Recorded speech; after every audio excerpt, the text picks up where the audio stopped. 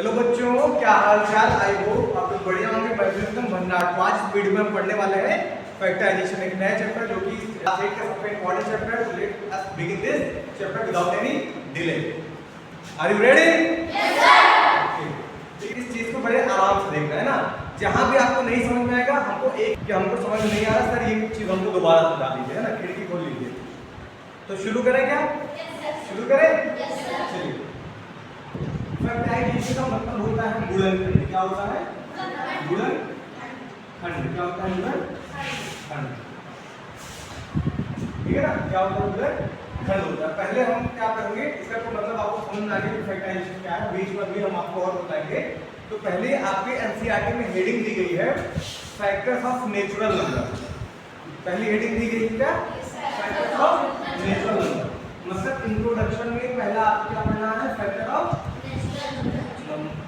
Introduction में आपको पहले पढ़ना है फैक्टर ऑफ नेचुरल नंबर। सभी को मालूम है? नहीं पता है? एक से लेकर के इनफाइनाइट तक जो कलेक्शन होता है उसको क्या बोलते हैं? Natural number. तो जैसे हमारे पास मान लीजिए कोई नंबर है, मान लीजिए कोई नंबर हमारे पास क्या है? 15 है ना। हमारे पास क्या है? 15। अगर हम 15 को जोड़ना चाहते हैं तो कैसे लिखेंगे? 3 into 5 है ना।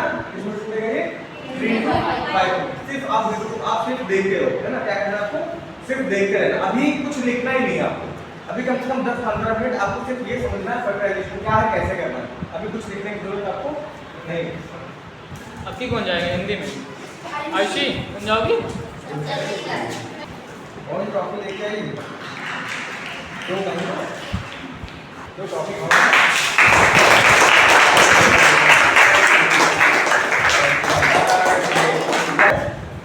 जैसे ये नेचुरल नंबर है, तो नेचुरल नंबर का फैक्टर 3 है, 5 है, और इसमें एक और जोड़ सकते हैं 1, है ना।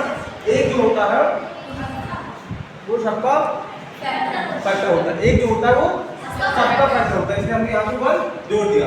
आप लिखो चाहे ना लिखो, लेकिन हाँ काम का होता है। इस चैप्टर में काम का, इसलिए मैं इसको लिख रहा हूँ। जैसे मैं कहता हूँ 16 का प्राइम फैक्टर निकाल के दिखाइए। 16 का फैक्टर निकालो। तो 16 का फैक्टर होता है 2 into 2 into 2 into 2 गुना 4, 4 गुना 8 गुना 16। 2 का आपने 16 का फैक्टर कर दिया, कितना आ गया? 2 गुना 2 से 4 बार। कितनी बार? 4 बार। ये सब क्या है? ये नेचुरल नंबर है और ये क्या है? इसके फैक्टर है। ये नेचुरल नंबर है, ये इसके फैक्टर है। अब होता है मान लीजिए वो बोलता है 17, तो 17 का बताओ प्राइम फैक्टर क्या होगा?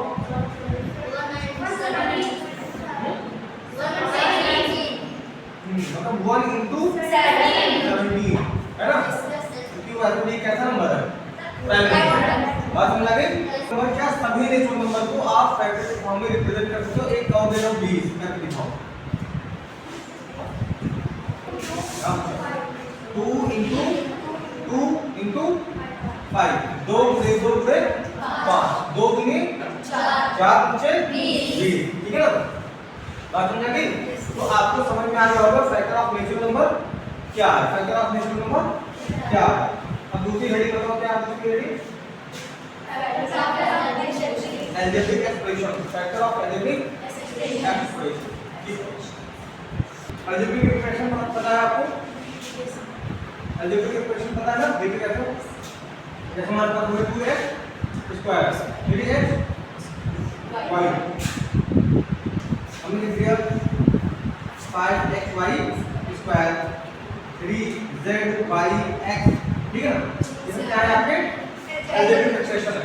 और अलजेब्रिक एक्सप्रेशन की कैसे टर्म है? बस एक सब में एक टर्म है, तो एक टर्म वाले को हम क्या बोलते हैं? मोनोमियल बोलते हैं, है ना।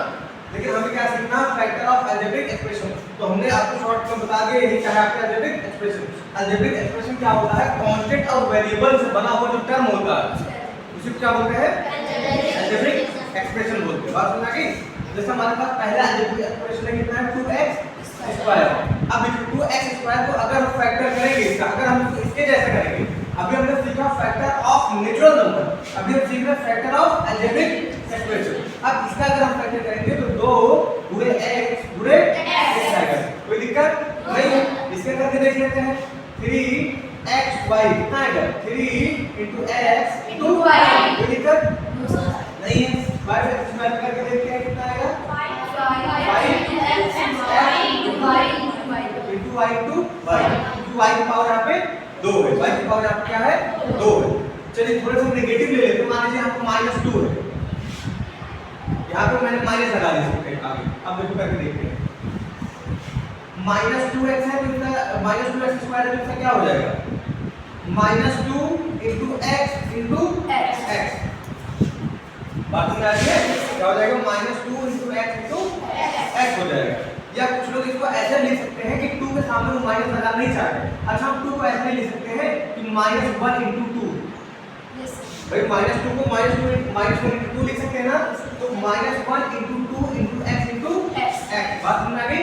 तो मतलब ये कुछ लोग मतलब डर जाते हैं कि -1 आया कहां से, तो जब आप 1 लगा सकते हैं तो आप -1 भी लगा सकते हो कहीं।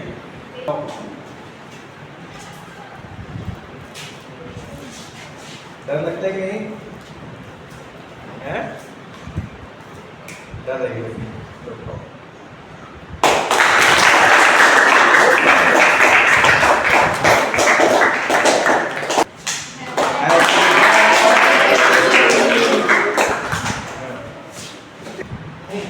तो मैं ये बात कर रहा था कि -1 कहां से आया, समझ में आ गया ना -1 कहां से है। जैसे यहाँ पे 1 आ गया, अब जैसे यहाँ पे +1 आ गया, अगर हम बात करें यहाँ पे जैसे यहाँ पे +1 आ गया, जिस प्रकार यहाँ पे 1 आ गया उसी प्रकार यहाँ पे -1 आ गया। तो 1 से अगर गुणा करेंगे तो वही चीज आ जाएगा, माइनस का मतलब होता है जैसे यहाँ पे इसके सामने प्लस है, इसके सामने माइनस। कोई कंफ्यूजन किसी को? बहुत आसानी से एक चीज है, आगे बढ़े। ठीक है, जैसे यहाँ पे -3x स्क्वायर, ठीक है -3x y -3x y, तो तुम क्या लिख सकते हैं -1 into 3 into x into y। कोई दिक्कत नहीं है। इसी प्रकार इसको भी लिखोगे -5x y square -5 into x into y into y। कोई दिक्कत नहीं है। आप इसको -1 into 5 भी लिख सकते हो। आप इसको ऐसे यहाँ पे लिखिए जैसे आपने इसको 2 को ये लिखा है, लिख सकते हो इसको भी, कोई दिक्कत नहीं है। बाद हम इसको क्वेश्चन लगाएंगे, बाद में इसका इस्तेमाल करना है क्वेश्चन, ठीक है। समझ में आ गया? चलो बच्चे, पहली चीज हमको समझ में आ गई फैक्टर ऑफ नेचुरल नंबर, हमने उसके फैक्टर किए हैं, ठीक। फिर हमने देखा फैक्टर ऑफ अलजेब्रिक एक्सप्रेशन, पहले उसी चीज को हमने पॉजिटिव में सभी को लिया, फिर नेगेटिव में भी करके देखिए -1 कहां से आया, +1 कहां से आया, सब कुछ सीख चुके हैं। अब हम बात करते हैं मेथड ऑफ कॉमन फैक्टर्स। हां जी, method of common factorisation, common factorisation है मेथड ऑफ कॉमन फैक्टर। जैसा हमारे पास मान लीजिए कोई एक टर्म है, मान लेते हैं इसी को मान लेते हैं, ये जो है 2x स्क्वायर को लेते हैं, ठीक है ना। 2x स्क्वायर को मान लीजिए हम ले लिए, तो अगर मान लो हमें इसमें से 2 कॉमन लेना है, क्या लेना है कॉमन, 2 कॉमन लेना है। जैसे हम आप लिखते हैं 2 into x लिख सकते हैं कि नहीं लिख सकते हैं। अगर हमें इसमें से 2 कॉमन लेना है तो हम ऐसे करते हैं 2 और ब्रैकेट में x into x, तो मतलब हमने 2 कॉमन ले लिया उसमें से, बात समझ आ रही है, ठीक है। और मान लीजिए 2 नहीं कॉमन लेते, हम x कॉमन लेते हैं, तो क्या हो जाएगा, जैसे हम x कॉमन लेंगे तो x बचेगा और 2 into यहाँ x, मतलब जिस चीज को हम कॉमन लेते हैं ब्रैकेट के बाहर चला जाता है, ब्रैकेट के बाहर चला जाता है। बात समझ आ गई। अभी ये तो मोनोमियल है, मतलब इसमें सिर्फ एक टर्म है। अब हम 2 टर्म की बात करते हैं, जैसे हमारे पास मान लीजिए 2x स्क्वायर प्लस x, ठीक है ना, 2x स्क्वायर प्लस x। अगर हम ध्यान से देखेंगे तो इस वाले टर्म में भी इस वाले टर्म में कुछ तो कॉमन है ना, ठीक है ना। क्या कॉमन है इसमें, दोनों में x है। अगर ध्यान से देखो तो मैं इसको तोड़ के लिख सकता हूँ 2 into x into x, और इसको मैं देखो प्लस नहीं है, भूलिएगा, बहुत बड़ी चीज है। यहाँ क्या है, प्लस है, और फिर क्या है, x है। और मैंने आपको एक चीज बताया है, देखो अभी पहले इसमें क्या कॉमन ले सकते हैं बच्चा, x को कॉमन ले सकता हूँ। तो कॉमन हम वही ले सकते हैं जो दोनों टर्म में हो, जो दोनों टर्म में हो। तो यहाँ पे क्या है, x कॉमन है तो हम x बाहर ले लिए, यहाँ क्या बचा है इस वाले टर्म में, इस वाले टर्म में 2 और x, मतलब 2 into x मतलब 2x, कोई दिक्कत नहीं है, मतलब मल्टीप्लाई ही होगा। अब हमने मल्टीप्लाई करके डायरेक्ट लिख दिया, कोई दिक्कत नहीं। यहाँ से क्या कॉमन ले लिया हमने, x कॉमन ले लिया, यहाँ क्या बचेगा, इसीलिए बताया था कि साथ में 1 भी होता है। आप x को लिख सकते हो x इंटू 1। अब हमने x को लिया है कॉमन, बचेगा 1। बात समझे? अब कह रहे सर यहाँ पे 1 क्यों नहीं लिया आपने, तो भैया अगर हम यहाँ पे 1 लेते, अगर हम यहाँ पे 1 लेते तो 2 इंटू x इंटू 1 2 ही x आता है ना। बात समझ आ गई? आगे बात करें, थोड़ा सा और ले कॉमन, बिठा दे इसको। लेकिन जो होते हैं, एक पहला एग्जांपल हो गया हमारा कॉमन लेने का, दूसरा एग्जांपल हो गया। अब तीसरा एग्जांपल लेता हूं, थोड़ा सा कंटिन्यूएशन ले लिए, 3xy का स्क्वायर प्लस 6xy। करें इसको कॉमन लेते हैं इसमें से। देखिए बच्चों 3 into x into y into y, कोई दिक्कत है नहीं, दिक्कत है। प्लस का साइन है तो प्लस का साइन हमने रख दिया। 6 को हम लिख सकते हैं 2 into 3 करना पड़ेगा हमको। अब ये सोचो कि डायरेक्ट 6 पुट करना तो गलत है, हमने क्या किया था, प्राइम फैक्टर करना है। क्या करना है, प्राइम फैक्टर। शुरुआत में बताया नहीं जो मतलब फैक्टर है ना, तो 6 को हम क्या कर सकते हैं, 2 गुणे 3 गुणे x गुणे y। अब क्या दिख रहा आपको, एक तो 3 लिख दिया दोनों में और दोनों में xy लिख दिया, दोनों में xy लिख दिया। अरे बात हमने तो मतलब 3xy कॉमन दिख गया, तो हमने ले लिया, बचा क्या यहाँ पे, y बचा, फिर नहीं प्लस और लगाएगा, प्लस भी तो लगाना है। हमने ये तो भूलना नहीं है, ये मेरे साथ चलते। हमने 3xy कॉमन ले लिया, इस वाले पूरे टर्म से जैसे 3xy कॉमन लिया, बचा y, बीच में प्लस ऑपरेशन था तो प्लस का ऑपरेशन कर दिया। यहाँ से 3xy कॉमन ले चुके तो बचा कौन है, 2। अगर मान लो यहाँ 2 नहीं होता तो कौन बचता, 1 बचता ना। लेकिन यहाँ पे 2 बचा है, और मान लो अगर 1 भी बचा है तो कौन सा 2 ही आएगा, इसका 1 नहीं, इसके 1 नहीं। कॉमन लिया, ये हमने कॉमन ले लिया, ये हमारा आंसर आ चुका है। कॉमन लेने का ये तरीका होता है, हमारा आंसर है। का दो टर्म देखते हैं। चौथा -4xy³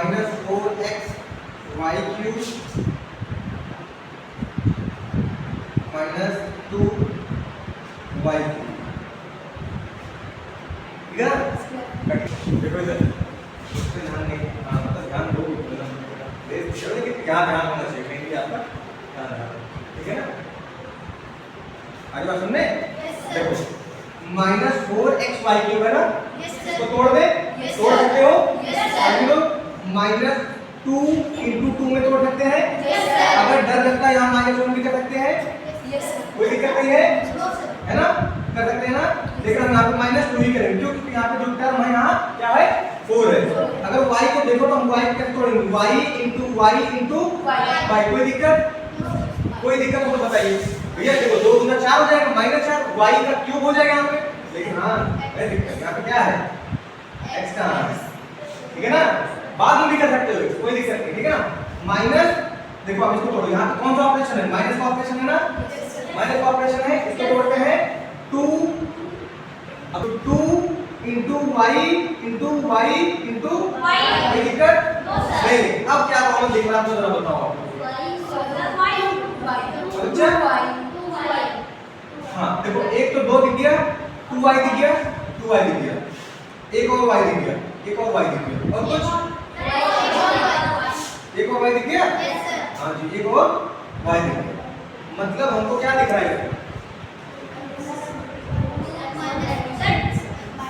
2y³,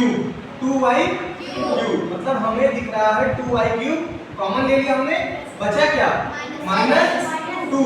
अगर -2 नहीं होता तो क्या बचता, 1 बचता, क्या बचता 1। लेकिन हाँ 1 कब बचता, जब ये जो टर्म होता प्लस में होता, और अगर ये टर्म माइनस में तो क्या बचता, -1 बचता, क्या बचता, -1 बचता। मान लीजिए यहाँ पे 2 नहीं है तो कौन बचेगा, -1 बचेगा, क्योंकि यहाँ पे 2 है तो यहाँ पे क्या बचा है, -2 बचा है। बात समझ आ रही है, यहाँ माइनस का साइन लगा दिया, कोई दिक्कत नहीं है। आगे देखते हैं, यहाँ से सब कुछ कॉमन ले चुके हैं हम, क्या बचा है,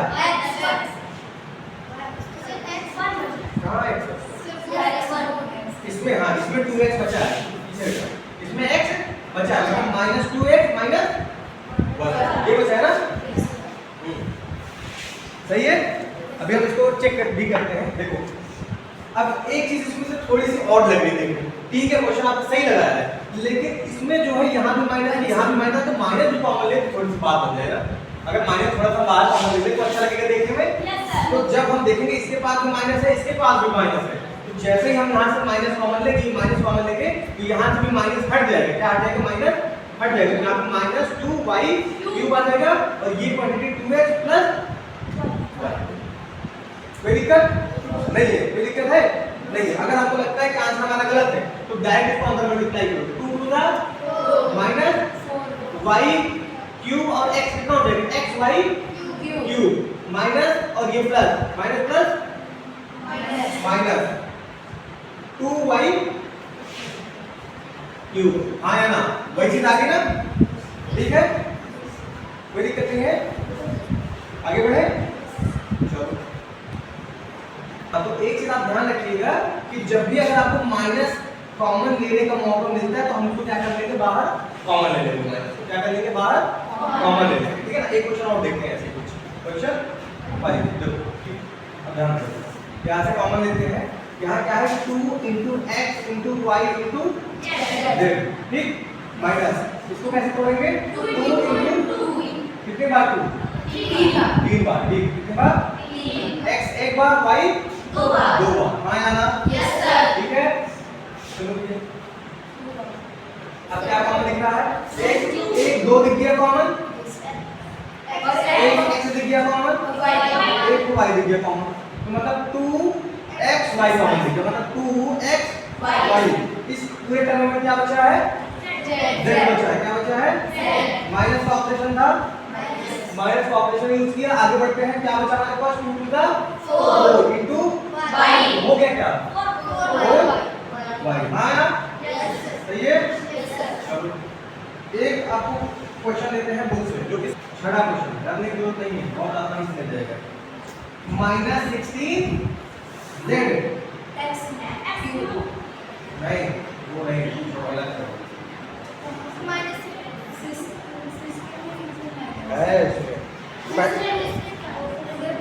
दूसरे का चौथा है तो क्या दिक्कत है उससे? सब में करना वही है, आपको सब में वही करना है, डरो मत। देखो बोर्ड पे देखो, ध्यान से देखो इसको क्या लिख सकते हैं? -2 into 2 into 2 into 2 into z plus 2 into 2 into 5 into z into z into z। हाँ या ना? Yes sir. हाँ या ना? Yes sir. सच है? Yes sir. सही है? Yes sir. तो क्या क्या आपको कॉमन दिख ही रहा होगा? Yes sir. दो बार कॉमन है।